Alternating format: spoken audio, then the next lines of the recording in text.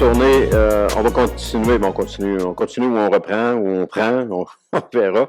La parabole des 10 jeunes filles, et ça va être, le titre, c'est Un message pour l'Église aujourd'hui.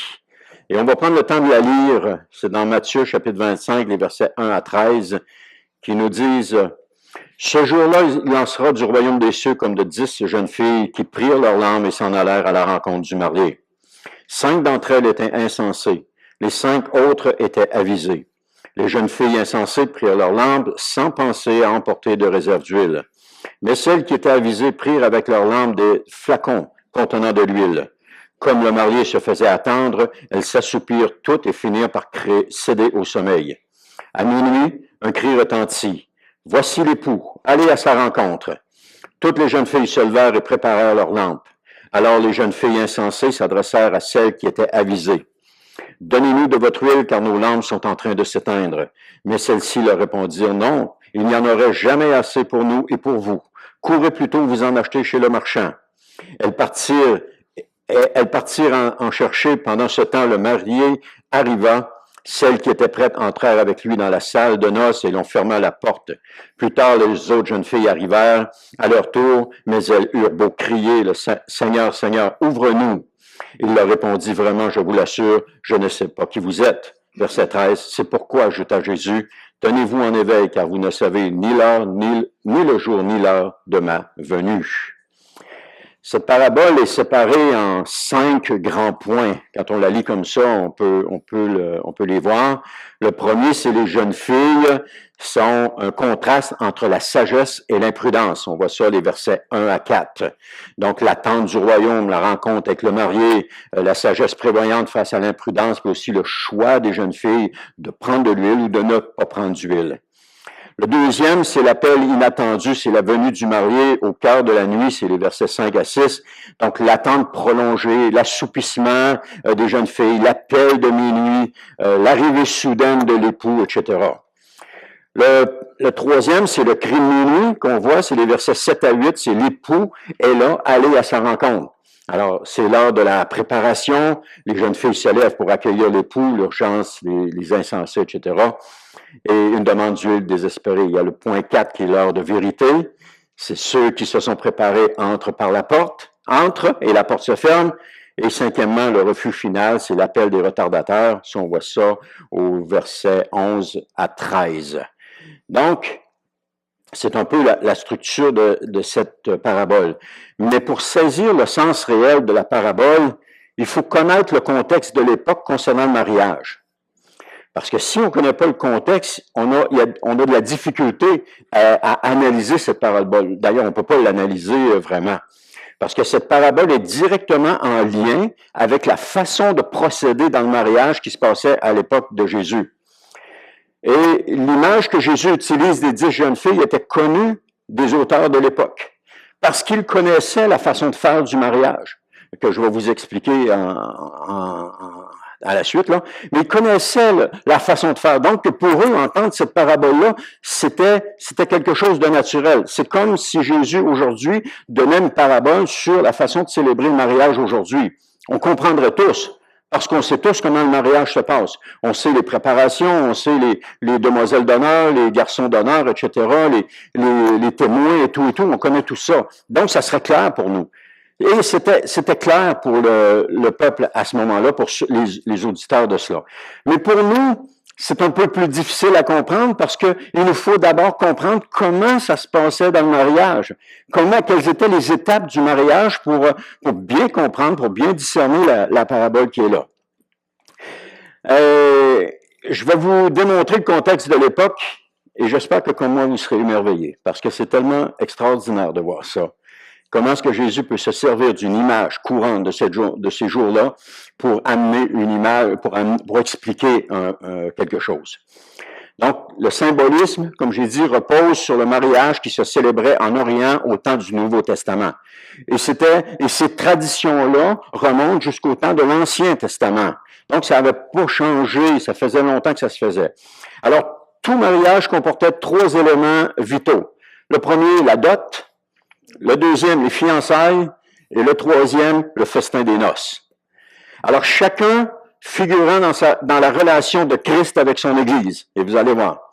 D'abord, il y avait la dot. À cette époque, les mariages étaient arrangés par les parents des futurs époux qui se rencontraient. Donc, c'était les parents qui organisaient le mariage. Et même parfois que c'était organisé sans que ceux qui étaient concernés étaient mis au courant. Donc, ils avaient décidé que ces deux-là allaient se marier ensemble. Et ils s'engageaient par contrat à unir leur enfant. Le contrat de mariage liait les deux parties. Le mariage n'était pas célébré encore, mais le contrat de mariage les liait. Alors, pour sceller le mariage, le futur époux ou son père versait la dot à la fiancée. Et cette somme garantissait la sécurité financière de la mariée. Alors, bien que donné au père de la fiancée, l'argent devait servir en cas de difficulté pour la fille éventuellement. Donc, au cas où elle quitterait, ou si le mari venait à mourir, le père avait en principe cet argent qui avait été ramassé, ou c'est la dot, qui pouvait servir pour combler les besoins de sa fille. D'ailleurs, les filles de Laban se plaignent de cela, ils se plaignent de la malhonnêteté de leur père à leur égard. On voit ça dans Genèse 31:15, il nous dit « Ne nous a-t-il pas traités comme des étrangères, puisqu'il nous a vendus, et en plus, il a mangé notre argent. » La dot que Jacob avait payée pour Rachel, c'était 7 ans de salaire qu'il avait donné pour Rachel. C'est un montant énorme. Si on prend ça aujourd'hui, 7 ans de notre salaire qu'on donne, c'est énorme. Mais Jacob n'avait pas payé seulement 7 ans de salaire, il avait payé 14 ans de salaire, parce qu'il y avait aussi 7 ans pour Léa. Donc, 14 ans de salaire qu'il avait donné à Laban. Et Laban n'a pas gardé cet argent, il a tout dépensé, comme nous disent Rachel et Léa. Il n'a rien gardé. Alors, la Bible nous montre cet état de fait. On voit aussi dans Genèse 29:18, Jacob s'était épris de Rachel et il dit à Laban, « Je te servirai pendant 7 ans si tu me donnes Rachel, ta fille cadette, en mariage, comme je viens de vous expliquer. » Et au verset 20, Genèse 29, Jacob travailla 7 ans pour obtenir Rachel et ses années furent à ses yeux comme quelques jours parce qu'il l'aimait. Alors, la dot incluait également des cadeaux pour la jeune fille, ou pouvait inclure des cadeaux, disons-le comme ça. Lorsqu'Abraham envoya son serviteur chercher une épouse pour son fils Isaac, il lui donna des présents pour donner à Rebecca et à la famille. On voit ça dans Genèse chapitre 24, verset 53. Puis il, le serviteur, sortit les objets d'argent et d'or et des vêtements pour les donner à Rebecca. Il fit aussi de riches présents à son frère et à sa mère. Et qui était son frère? C'était Laban, le même auquel Jacob a été confronté plus tard. Donc, Laban est toujours là. Donc, Laban, il devait saliver quand il a vu ces présents-là. Donc, une fois la dot payée, le contrat d'union était reconnu par la loi et ne pouvait être rompu que par un divorce. La noce n'avait pas été célébrée, le mariage n'avait pas été consommé, mais le montant, la dot avait été payée et le contrat était maintenant signé. C'est dans Deutéronome 24:1 qui nous dit « Supposons qu'un homme ait épousé une femme et que plus tard, il cesse de la considérer avec faveur parce qu'il trouve quelque chose d'infâme à lui reprocher, alors il rédige une lettre de divorce et la lui remet et la renvoie chez lui. » Et Jésus va dire à propos de ce point, la lettre de divorce, dans Matthieu 19:8, « C'est à cause de la dureté de votre cœur que Moïse vous a permis de divorcer d'avec votre épouse, mais au commencement, il n'en était pas ainsi. » Alors, on voit que ça c'était là, ces choses-là étaient là. Alors, une fois le contrat signé, le mariage allait être confirmé officiellement. Et ce n'était qu'une question de temps. Alors, c'est ce que l'on voit avec Joseph, le futur époux de Marie. On voit le même principe qui est là. Ça nous dit dans Matthieu, chapitre 1, verset 18-19. Il y a plusieurs versets ce matin. « Voici dans quelles circonstances Jésus-Christ vint au monde. Marie, sa mère, était liée par fiançailles à Joseph. Or, elle se trouva enceinte par l'action du Saint-Esprit avant qu'ils aient vécu ensemble. » Donc, elle était liée par fiançailles à Joseph. Donc, ils n'étaient pas encore mariés, bien entendu. Et Joseph, son futur époux, était un jeune homme. Il ne voulait pas la livrer au déshonneur. C'est pourquoi il se proposa de rompre ses fiançailles sans en ébruiter la raison. Donc, de lui donner une lettre de divorce. C'est ça qu'il est en train de dire. Alors, selon la façon de faire, les parents de Joseph, vraisemblablement, et les parents de Marie s'étaient rencontrés pour signer le contrat de mariage. Et Joseph et son père, ou son père, avaient payé la dot à ce moment-là. Ensuite, Joseph est reparti pour aller préparer une place pour recevoir Marie. Et vous voyez que Marie, à ce moment-là, n'était pas l'épouse de Joseph, elle était encore sa fiancée. Bien que le contrat était signé, la noce n'avait pas été célébrée et elle était encore la fiancée. Alors, tant que les vœux de mariage n'étaient pas prononcés et que celui-ci n'était pas consommé, Marie pouvait pas être appelée l'épouse de Joseph. Donc, c'est pour ça que le texte nous dit qu'elle était sa fiancée. Alors, comme le contrat était signé, Joseph ne pouvait pas s'en sortir sans donner une lettre de divorce à Marie. Mais Joseph était quelqu'un qui aimait beaucoup Marie. Parce que quand il a su que Marie était enceinte, écoute, la seule façon d'être enceinte, c'est qu'il a fallu que Marie, dans le raisonnement de Joseph et dans le raisonnement des gens de l'époque, si elle est enceinte, puis que c'est pas moi le père, il faut que ce soit obligatoirement quelqu'un d'autre. C'était ça sa logique et il avait raison. Sauf que le cas pour Marie était différent. Elle portait Jésus, le Fils de Dieu, et c'était le Saint-Esprit qui avait déposé cela à l'intérieur d'elle. Alors, il se propose de rompre les fiançailles en secret sans en ébruiter les choses. Donc, il est prêt parce qu'il aime Marie, parce qu'il aurait pu la traduire devant les leaders du temps. Elle aurait été lapidée parce qu'elle avait couché avec quelqu'un d'autre, si on peut le dire de même. Elle avait eu l'adultère à quelque part parce que le fiançailles était signé. Mais Joseph respectait tellement Marie qu'il voulait juste rompre en secret. Mais on sait ce qui est arrivé dans la suite. On sait que l'ange l'a révélé à Joseph, et puis ça a rassuré Joseph, ça a tout replacé les choses à leur place, et Joseph a pu commencer sa vie avec Marie, etc. Le Nouveau Testament utilise la même image pour décrire la relation entre Christ et l'Église. Dieu, qui est appelé le Père de Jésus, on voit ça dans Matthieu 15-13, il a répondu « Toute plante que mon Père céleste n'a pas lui-même plantée sera arrachée. » C'est seulement un exemple où est-ce que Jésus appelle Dieu son Père. On en retrouve 47 fois dans les évangiles où Jésus affirme que Dieu est son Père. Des fois, les versets sont pareils, mais 47 fois, c'est mentionné. Alors, lorsque Jésus est venu, Jésus est parti de la maison de son Père, il est venu signer le contrat de mariage. Il est venu chez le père de la fiancée, donc ici sur la terre. Parce que l'Église vit sur la terre. Alors, il est venu sur la terre, il a signé le contrat de mariage. Dans Jean chapitre 1, verset 14, ça nous dit « Celui qui est la parole est devenu homme et il a vécu parmi nous. Nous avons contemplé sa gloire, la gloire du Fils unique envoyé par son Père, plénitude de grâce et de vérité. » Et c'est pas fini. Ensuite, il a signé le contrat de mariage avec sa fiancée. Son corps brisé et son sang versé étaient la signature du contrat de mariage. C'était signé en rouge, on peut le dire comme ça.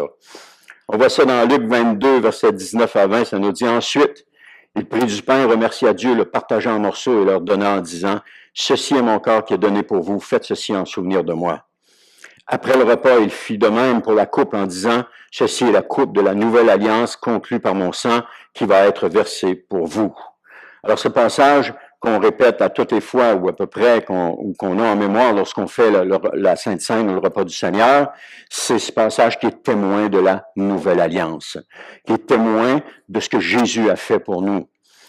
Et donc, c'est une alliance de sang comme toutes les autres alliances faites par Dieu avec son peuple. Lorsque Dieu a fait l'alliance avec Abraham, c'était encore une alliance de sang, parce qu'il a dit à Abraham de prendre des animaux.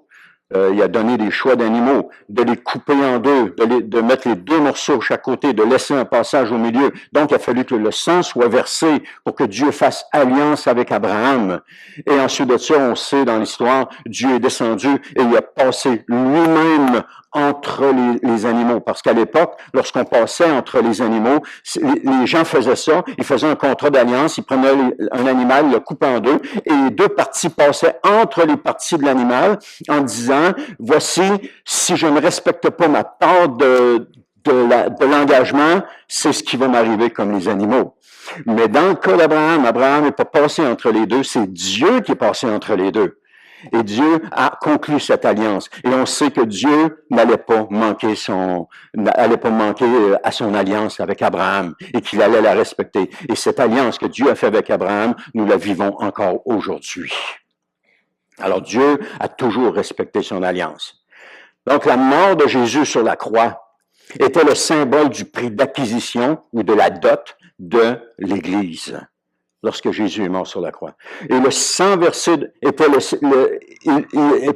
en versant son sang, il a signé le contrat de mariage.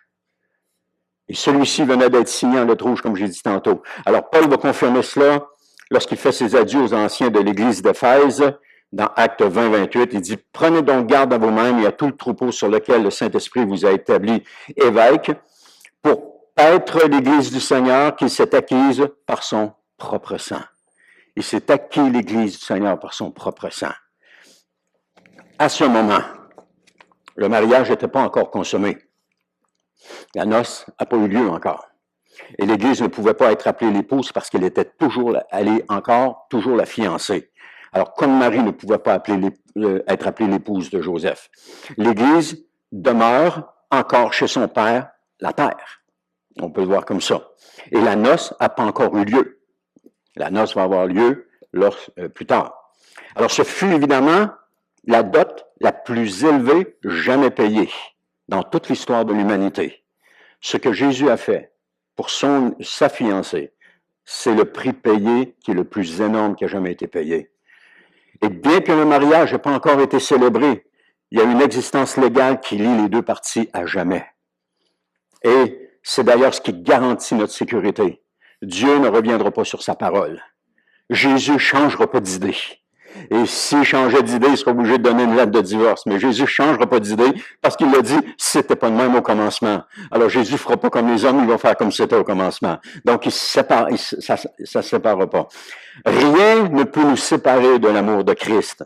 C'est ça que Romains 8, 38 à 39 nous dit.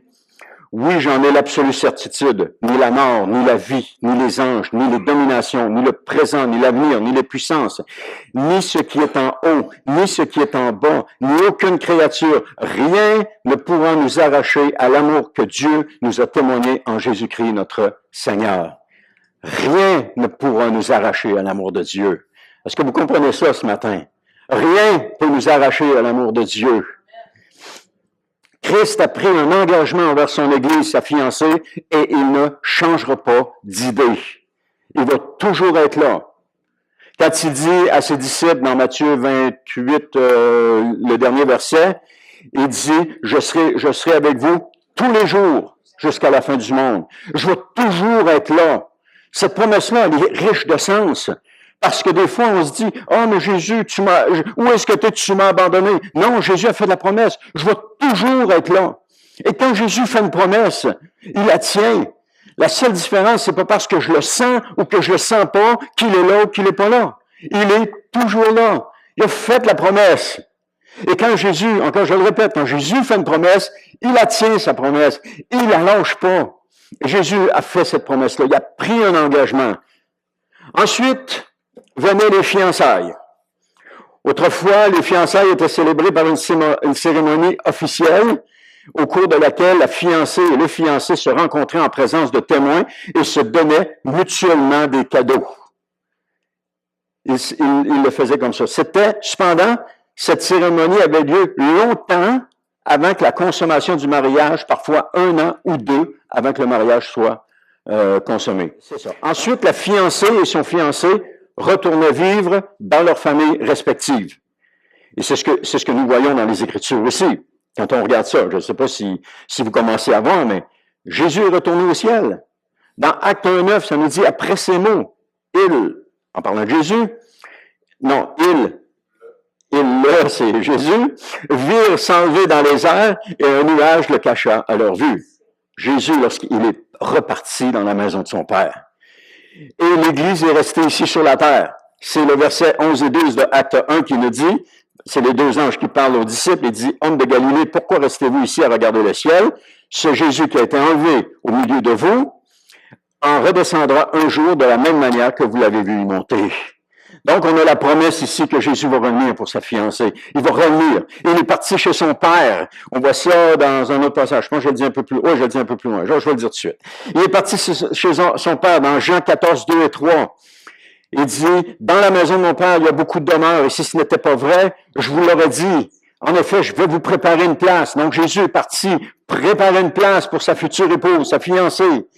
Et lorsque je vous aurai préparé une place, je reviendrai, je vous prendrai avec moi, afin que vous soyez, vous aussi, là où je suis.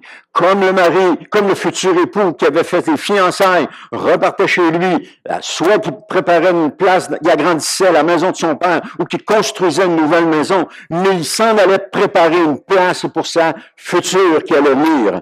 Donc, on a cette image-là qui est là. C'est pour ça que l'intervalle de temps qui séparait les fiançailles et la consommation du mariage était entre 1 an et 2 ans. Ça dépendait du temps qu'il allait prendre à construire la maison. Et le jeune homme était occupé à préparer un toit pour sa future épouse. Ça nous dit que lorsque Jésus est parti, lorsque Jésus est venu, il a fait des dons aux hommes. On parle des cadeaux qu'il a fait. Il dit dans Éphésiens 4.8, c'est bien ce que déclare l'Écriture. Il est monté sur les hauteurs, il a emmené des captifs et il a fait des dons aux hommes. Alors, on a encore cette image-là de dons qui sont faits à travers pour l'Église. Donc, la période qui s'étend entre la première venue de Jésus et la seconde venue de Jésus correspond à la période des fiançailles. Nous sommes l'Église, la fiancée de Christ. Et nous sommes dans l'attente qu'il revienne. Comme la fiancée de l'époque attendait que son futur revienne la chercher. Parce que c'est ça que la parabole nous démontre. L'époux qui revient chercher sa fiancée pour l'amener à la noce. C'est ça qu'on voit. Alors, l'Église est promise à Christ, la dot a été versée, les cadeaux ont été échangés. L'union est scellée et n'attend plus que la consommation finale. Elle n'attend plus que Jésus vienne la chercher. Et c'est ça notre espérance. Maintenant, le festin des noces. Dans Apocalypse 19.9, ça nous dit, l'ange me dit alors, écris heureux les invités au festin des noces de l'agneau, et il agita, ce sont là les paroles authentiques de Dieu. Pourquoi le mot noces s'écrit toujours au pluriel? Vous êtes-vous déjà posé la question? Le mot noces est toujours utilisé au pluriel en français parce qu'il vient du mot latin nuptia, qui est déjà écrit au pluriel dans cette langue-là, dans la langue latine. Puis en latin, nuptia désignait l'ensemble des cérémonies et des rites entourant le mariage. C'est la même chose aujourd'hui. Quand on regarde les rites de mariage, il y a les fiançailles, il y a la préparation du mariage, il y a la cérémonie du mariage. Ensuite de ça, il y a la célébration du mariage, soit à l'église, mais la cérémonie à l'église, la célébration à l'hôtel, à l'auberge, ou mettez-le où vous voulez. Donc, c'est toutes ces choses-là ensemble, ça s'appelle les noces. C'est pour ça que c'est au pluriel. Cette conception s'est conservée, des noces au pluriel, c'est conservé dans la langue française parce que les mots noces restent au pluriel pour refléter, comme j'ai dit, l'image du mariage, de tous les préparatifs du mariage. C'est pour ça que noces s'écrit toujours au pluriel. Comme toujours, on prend toujours un S, noces prend toujours un S, parce qu'il y en a plusieurs préparatifs. Donc, la phase finale du processus de mariage se déroulait lorsque le mari, accompagné de ses amis, se rendait à la maison de sa future épouse pour la cérémonie de mariage. C'est ça qu'on voit quand il revient. Et cela était suivi d'un grand festin, exactement comme on voit dans les noces de Cana. Quand on lit les noces de Cana, ils sont en plein dans la célébration du mariage. Donc, avant d'arriver aux noces de Cana, il y a eu la dot, il y a eu le contrat signé, il y a eu le temps d'attente pour préparer la place où la future épouse devait venir. Là, on voit pas tout ça dans les noces de Cana. La seule chose qu'on voit des noces de Cana, c'est la célébration en elle-même, où le mariage va être conclu officiellement et où la future épouse, l'épouse, va vivre maintenant avec son mari dans la maison qu'il a préparée. Et on voit que c'était suivi d'un grand festin. Est-ce que vous commencez à voir comment se dessine la parabole des 10 jeunes filles? Et dans ce contexte, c'est dans ce contexte qu'elle figure cette parabole-là. Les noces de Cana, dans le chapitre 2, Jean 2, 1 à 11, décrit cet événement. Et le vin produit par Jésus représente la nouvelle alliance. Quand Jésus a produit le vin, c'était pour signifier la nouvelle alliance, que la nouvelle alliance était meilleure que l'ancienne alliance. Elle était supérieure. Et c'est pour ça, c'est ça la symbolique du vin qu'on voit dans cela. Donc, une alliance hautement supérieure à l'ancienne alliance. Une nouvelle alliance qui n'est pas comparable à l'ancienne. Cette nouvelle alliance-là. Et c'est ça que Paul va dire à un moment donné à l'Église aux Galates. Il dit, je comprends pas, vous voulez retourner au précepte de l'ancienne alliance, je le paraphrase, là, mais vous voulez retourner à l'ancienne alliance alors que vous avez connu la nouvelle alliance. Autrement dit, vous voulez avoir du vieux vin alors que vous avez goûté le vin nouveau. C'est comme s'il dit, je comprends pas votre logique, je comprends pas votre réflexion. Pourquoi vous voulez ça? Pourquoi vous voulez ça comme ça? Donc, de la même façon, le festin des noces de l'agneau et de l'épouse marquera la consommation du plan de Dieu pour l'Église. Ce festin ne peut avoir lieu avant le retour de Christ pour venir chercher sa fiancée. On voit ça dans Apocalypse 19, 6 à 16. Et tel est le projet de Dieu pour son Église. Il faut donc que Christ revienne sur la terre. C'est officiel. Il y a des gens qui disent « Ah non, le Seigneur ne reviendra pas ». Quand tu regardes le contrat qu'il a signé, il faut qu'il revienne. Il va revenir. Il va revenir. On peut s'en attendre, avoir l'assurance, la certitude, la confirmation. Il va revenir. Parce que l'institution du mariage est une magnifique métaphore qui décrit l'amour de Christ pour son Église, qui décrit cet amour tellement fort, tellement puissant, cet amour pour nous. Et s'il ne revenait pas chercher son Église, il tromperait son attente. Il doit revenir. Il en a fait le serment, il a signé le contrat. Ainsi donc, le dessein de Dieu que Dieu a conçu pour l'Église requiert le retour de Christ. Il requiert l'intervention de Jésus. Et ça ne peut pas manquer. Ça ne manquera pas. Je vous ai dit que le message central de la parabole des 10 jeunes filles était de veiller. Alors, pourquoi veiller pour attendre le retour de Christ? Parce qu'il nous faut nous préparer à la rencontre avec Dieu. C'est Amos 4.12 qui dit, le prophète, c'est Dieu à travers la bouche du prophète qui s'adresse à Israël, qui est en train de dire, c'est pourquoi Israël, tu vas voir comment je vais te traiter. Et puisque je vais te traiter ainsi, prépare-toi, Israël, à rencontrer ton Dieu. Donc, le verset ici appelle Israël à une prise de conscience, parce que le moment du jugement est arrivé pour Israël. Israël, ici, on parle des 10 tribus du Nord à ce moment-là. Et malgré tous les avertissements qu'ils ont reçus,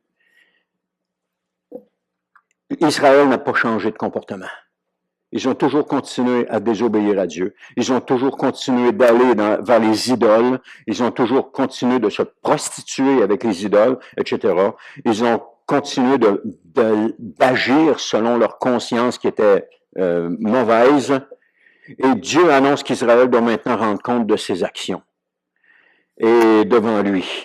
Donc, après avoir décrit les multiples avertissements ignorés, Dieu leur dit, c'est pourquoi je vais te traiter ainsi, Israël. Donc, le châtiment pour Israël est inévitable. Le peuple est invité à se préparer à rencontrer son Dieu. Et on ne rencontre pas notre Dieu quand on est encore dans le péché, si on peut dire le même. Parce que c'est le jugement qui va venir au lieu de la grâce. Alors, le passage qui est adressé à Israël par Amos est juste avant que les Assyriens ne les déportent et qu'Israël, tenez-vous bien, qu'Israël, les 10 tribus du Nord, ne cessent d'exister. Parce que Israël a été assimilé par les nations dans lesquelles ils ont été déportés. Ils ne sont jamais revenus en Palestine ou en Canaan. Jamais. Les seuls qui sont revenus, c'est Juda et Benjamin qui avaient été déportés à Babylone. Eux sont revenus. Mais Israël, les 10 tribus du Nord, ne sont jamais revenus. Ils ont été, comme j'ai dit, assimilés. Et aujourd'hui, ce passage résonne pour nous aujourd'hui, en nous demandant de nous préparer à rencontrer Dieu. Parce que ce jour va venir plus vite qu'on le croit. Et on doit se préparer. On doit s'assurer de préparer notre cœur, d'avoir cette certitude-là en nous, que oui, je suis prêt à rencontrer mon Dieu, parce que ma vie est agréable à Dieu, parce que je fais ce que le Seigneur me demande de faire, parce que je l'adore, je le désire, je le souhaite plus que tout, parce qu'il prend toute la place dans ma vie, parce qu'il est en premier dans ma vie, parce qu'il n'y a rien d'autre qui peut prendre la place de Jésus. Avoir cette certitude-là en nous. Cette parabole encourage à vivre pour le retour de Jésus. Les disciples vivaient pour son retour. Peut-être parce que Jésus avait dit à Pierre, dans une phrase, et ça s'est répandu, que Jean ne mourrait pas avant que Jésus revienne, c'était peut-être ça, mais ils avaient cette conscience-là à l'intérieur d'eux qu'ils devaient être prêts pour quand Jésus allait revenir. Ils devraient être prêts quand l'époux allait revenir. C'est comme, c'était normal pour eux. Maintenant, ils sont tous morts et Jésus n'est pas revenu. Mais c'est pas grave, ça. Ils sont morts en attendant Jésus. Lorsque Jésus va revenir, il va les ressusciter. Ils sont morts avec cette confiance-là, sachant que Jésus va les ressusciter. Et le chrétien qui quitte ce monde doit avoir cette confiance-là à l'intérieur de lui. Ça doit être présent en lui. Il doit vivre cela. Aujourd'hui, on vit notre vie, mais on vit plus ou moins notre vie en disant, oh, mais oui, le Seigneur va revenir, mais ça fait 2000 ans, puis on est moins porté vers cela, mais on devrait l'être parce qu'on est encore plus proche de la fin que les apôtres ne l'étaient. On est encore plus proche de ce moment-là que les apôtres ne l'étaient. Et on doit avoir ça à l'intérieur de nous. C'est le cri de l'Esprit de Dieu ce matin qu'il faut nous préparer à rencontrer Dieu. Qu'il faut nous préparer. C'est pas tout de dire, oh, je fréquente une église, je vais à l'église le dimanche matin, tout est correct pour moi. C'est plus que ça. Il faut que Jésus soit la première personne dans notre vie. Oui, fréquenter l'église, c'est bon. Oui, louer Dieu, c'est bon. Oui, écouter la prédication, c'est bon. Mais Jésus doit être le premier dans notre vie, avant toutes les autres choses. Il faut qu'il soit le premier. Il faut qu'il y ait cette relation solide avec Jésus. Il faut qu'il y ait cette espérance. Lorsque la jeune fille fréquente son futur époux, il y a une relation qui se crée entre les deux. C'est pas une relation de mariage encore, c'est une relation de fiançailles qui est créée. Mais cette relation-là se développe tranquillement et va finalement émerger dans une relation de mariage, dans une relation de proximité, dans une relation qui est complètement différente de ce qu'il y avait. Mais pendant qu'il y a cette relation-là, elle croit en son mari, elle espère en son mari, en son futur mari. Il prend toute la place dans son cœur parce qu'elle sait qu'un jour, elle va l'épouser. Et c'est la même chose pour l'homme lorsqu'il est fiancé avec. Il sait qu'il va l'épouser, donc elle prend toute la place à l'intérieur de lui. Alors Jésus doit prendre toute la place à l'intérieur de nous parce que nous savons qu'il va revenir un jour. Il va revenir. Mais il doit être là. Il doit être la première chose dans notre vie. Je pourrais jamais, je pense, plaider assez pour cela. Mais on doit comprendre cela. L'Église doit comprendre cela. Avant nos besoins personnels, avant quoi que ce soit, Jésus doit être le premier dans notre vie. Ça ne veut pas dire qu'on doit devenir légaliste. Ça veut juste dire qu'on doit développer cette relation de proximité et d'amour avec notre Sauveur. Qu'on doit l'aimer plus que n'importe quoi, plus que nous-mêmes. Et si je l'aime plus que moi-même, il m'aime en retour. Mais je dois l'aimer plus que moi-même. Tout lui donner la place. Amen. Amen.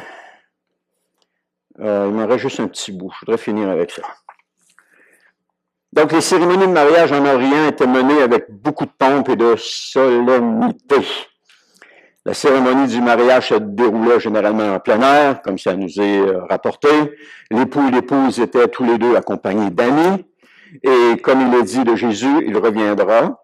On voit ça dans 1 Thessaloniciens 3,13, qu'il affirmait ainsi votre cœur pour que vous soyez saints et irréprochables devant Dieu, notre Père, au jour où notre Seigneur Jésus viendra avec tous ses saints anges. Donc, il va revenir, et c'est sûr. Donc, après la cérémonie du mariage, il y avait une fête de 7 jours. C'était pas comme nous, après la cérémonie du mariage, il y a une fête de quelques heures. C'était une fête de 7 jours. Et si la mariée était vierge, ou de 3 jours si elle était veuve. Donc, il y avait cette connotation-là de fête. Là, c'est comme si ça finissait plus de célébrer le mariage. Et cette fête était célébrée dans la maison du père de la mariée. Donc, le marié, on voit, l'époux arrive, l'époux vient chercher sa fiancée, il la ramène dans la maison de son père, et la célébration du mariage a lieu là. C'est la même chose avec Jésus. Jésus va revenir chercher son Église, qui est sa fiancée, et il va l'amener dans la maison de son Père. Amen. Apocalypse 19:7, ça nous dit, réjouissons-nous, exultons d'allégresse et apportons-lui notre hommage, car voici bientôt les noces de l'agneau, sa fiancée s'est préparée. Au verset 9, ça nous dit, toujours Apocalypse 19, l'ange me dit encore, écris, heureux les invités au festin des noces de l'agneau, et il ajouta, ce sont là les paroles authentiques de Dieu. À la fin de ce temps, l'époux conduisait l'épouse avec beaucoup de pompe et de splendeur dans sa propre maison. Alors, vous imaginez, on dit, Jésus va venir nous enlever. Essayez d'imaginer comment est-ce qu'il va nous amener dans sa propre maison. Comment ça va se faire? Si on prend ça ici, ça se faisait avec grande pompe. Ça se faisait dans une célébration qui durait pendant 7 jours. Imaginez cela. Jésus vient chercher son Église, mais il vient la chercher, c'est pour les noces. Il vient la chercher pour l'amener dans la maison de son Père, pour les noces. Et c'est là, la célébration des noces. Imaginez ça. Essayez d'imaginer qu'est-ce que ça va être. Ça va être encore plus gros que ce que vous pouvez imaginer. Ça va être encore plus merveilleux que ce que vous pouvez imaginer. Vous savez pas, on peut pas avoir, je dis vous, mais nous, on peut pas avoir aucune idée de ce que ça va être. Ça va être extraordinaire. Donc, à la fin de ce temps, l'époux conduisait son épouse avec beaucoup de pompe et de splendeur dans sa propre maison. Imaginez, vous êtes ici sur la terre, vous soupirez, vous dites, Seigneur, reviens, Seigneur Jésus. Vous espérez juste ce moment-là, et tout à coup, ce moment-là se produit. Et tout à coup, ce moment-là va se produire. Imaginez. Essayez d'imaginer quel sera les sentiments qui vont être là, les choses que vous allez voir, vous allez comprendre. Alors, on finit pas là. Apocalypse 21:10 me dit, me transportant en esprit sur une grande et haute montagne, d'où il me fit voir la ville sainte, Jérusalem, qui descendait du ciel d'auprès de Dieu. Imaginez le spectacle. Essayez d'imaginer ça, voir. Comment ça va être? Ça va être extraordinaire. Alors, je vais terminer avec ceci. La fiancée de femme mariée vivra dans la Nouvelle Jérusalem. Jésus est parti nous préparer une place. Je présume, c'est mon opinion que c'est cela. Pas au ciel. Elle vivra pas au ciel. Mais elle va vivre sur une nouvelle terre et sous de nouveaux cieux. On voit ça dans Ésaïe 65:17. Ça nous dit, je vais créer un ciel nouveau, une nouvelle terre, et on ne se rappellera plus les choses d'autrefois, on n'y pensera même plus. Tout ce que vous avez enduré sur la terre, ou tout ce que vous allez endurer sur la terre, on s'en souviendra même plus. Les choses vont être complètement effacées, vont être complètement disparues. On va vivre sur une nouvelle terre et sous de nouveaux cieux. Ésaïe 66:22 nous dit, comme le nouveau ciel et la nouvelle terre que je vais créer subsisteront par devant moi, l'Éternel l'a été clair, ainsi subsisteront votre postérité et votre nom. Donc, il y a un avenir pour les croyants. Il y a un avenir pour l'Église du Seigneur Jésus. Si vous croyez qu'il n'y a pas d'avenir pour vous, il y a un avenir. Votre nom, c'est ça, et votre postérité subsisteront devant l'Éternel le déclare. 2 Pierre 3:13 nous dit, mais nous attendons, comme Dieu l'a promis, un nouveau ciel et une nouvelle terre où la justice habitera. Donc, il y a ça, là. Il y a le nouveau ciel et la nouvelle terre qui sont là, qui sont préparés pour l'Église, qui s'en viennent. Il dit, puis je vis le ciel, un ciel nouveau et une nouvelle terre, car le premier ciel et la première terre avaient disparu et la mer n'existait plus. Je vis la ville sainte, la nouvelle Jérusalem, descendre du ciel d'auprès de Dieu, belle comme une mariée qui s'est parée pour son époux. Et j'entendis une voix forte venant du trône qui disait, voici la tente de Dieu pour son époux. Et j'entendis une voix forte venant du trône qui disait, Voici la tente de Dieu, c'est ça pour... Ah, voici la tente de Dieu avec les hommes. Il habitera avec eux, ils seront son peuple. Et lui, Dieu avec eux, sera leur Dieu. Il essuiera toute larme de leurs yeux. La mort ne sera plus, il n'y aura plus ni deuil, ni plainte, ni souffrance, car ce qui était autrefois a définitivement disparu. Alors celui qui siège sur le trône déclarera, « Voici, je renouvelle toutes choses. » Il ajouta, « Écris que ces paroles sont vraies et entièrement dignes de confiance. » Puis il me dit, « En effet, je suis l'alpha et l'oméga, le commencement et la fin. À celui qui a soif, je donnerai moi à boire gratuitement à la source d'où coule l'eau vive. Tel sera l'héritage du vainqueur. Je serai son Dieu, il sera mon fils. » Alléluia! La gloire de l'Église qui va être manifestée à ce moment-là. Ce sera la chose la plus belle, ce sera la plus belle ville que nous ayons jamais vue. Ce sera le moment le plus mémorable que nous ayons jamais vécu. Ce sera le commencement de notre vie éternelle avec notre époux, le Seigneur Jésus. Celle-ci n'aura plus jamais de fin. Elle ne se terminera jamais. C'est pour ça que je dis, fixons nos yeux sur l'éternité. Fixons nos yeux plus loin que jusqu'à ce que ce monde a à nous offrir. Attendons-nous à quelque chose de plus que ce que le monde peut nous offrir. Fixons nos yeux sur l'éternité. Fixons nos yeux sur Jésus. Fixons-les sur lui. Mettons toute notre espérance en lui et non pas dans les choses de ce monde, parce que les choses de ce monde vont passer. Elles vont être détruites. S'il y a un nouveau ciel et une nouvelle terre qui vient, c'est que le ciel sous lequel on est, la terre sous laquelle on est, va complètement disparaître. Alors, toutes les possessions qu'on peut avoir vont complètement disparaître également. Elles ne résisteront pas. Alors, ayons nos yeux fixés sur l'éternité. Fixons-les vers là. Alors, ce que nous aurons enduré pour la cause de Christ n'aura pas encore été assez en comparaison de ce que nous allons recevoir. Et c'est Paul qui dit ça, je n'ai pas inscrit le verset, mais c'est Paul qui dit ça. La vie éternelle est la récompense pour celui qui tiendra bon jusqu'au bout. On est appelé à persévérer, à tenir bon. Et celui qui persévérera jusqu'à la fin.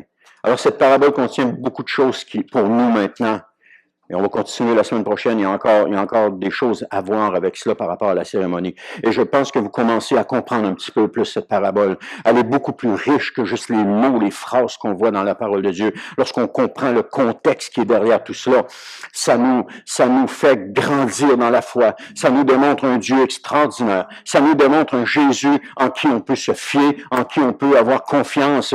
Un Jésus sur qui on peut s'appuyer. Un Jésus qui ne nous abandonnera pas. Un Jésus qui ne nous délaissera pas. Un Jésus qui va toujours être là pour nous. Un Jésus qui, lorsque nous allons crier à lui, va venir, va nous aider, va nous fortifier, va nous encourager. Un Jésus qui est constamment présent à nos côtés parce qu'il a fait la promesse de cela. Et quand Jésus fait une promesse, il n'abandonne pas, il change pas d'idée. Il fait cette promesse. Ce Jésus qui va toujours être là. Dans chaque situation qu'on vit, même si elles sont difficiles, les situations qu'on vit, c'est rien à comparer de la gloire que nous allons avoir lorsque nous allons entrer dans l'éternité avec lui. C'est rien à comparer de cela. Alors, fixons nos yeux là. Regardons pas ce qu'on est en train de vivre. Regardons à Jésus. Je ne minimise pas ce qu'on est en train de vivre, mais regardons à Jésus. C'est lui le pourvoyeur de notre foi. C'est lui la source de notre foi. C'est lui la personne la plus importante de notre vie. C'est lui et lui seul, il n'y en a pas d'autre. Amen. Je pourrais continuer encore des heures à vous le dire que c'est lui et lui seul. Puis je ne me lancerai pas de le dire. Parce que lorsqu'on découvre comment Christ est important, comment Christ est grand, le reste n'a plus d'importance. Le reste n'a plus aucune importance. Lorsqu'on vit quelque chose, on va à Dieu, on va à Jésus. Qu'est-ce que Jésus fait? Il nous écoute, il nous entend. Ensuite de ça, il nous parle, il nous encourage, il nous fortifie, il nous confirme qu'on est ses enfants, il nous confirme qu'on est ses bien-aimés. Il continue de nous encourager puis de nous fortifier. Chaque fois que c'est difficile, on va à Jésus. C'est ce que les anciens, ceux qui nous ont précédés ont fait. Ils ont été à Jésus. Ils n'ont jamais cessé d'aller à Jésus. Et plus qu'on va aller à Jésus, plus qu'on va être réconforté, plus qu'on va être encouragé, plus les moments vont être difficiles, plus qu'on va aller à Jésus.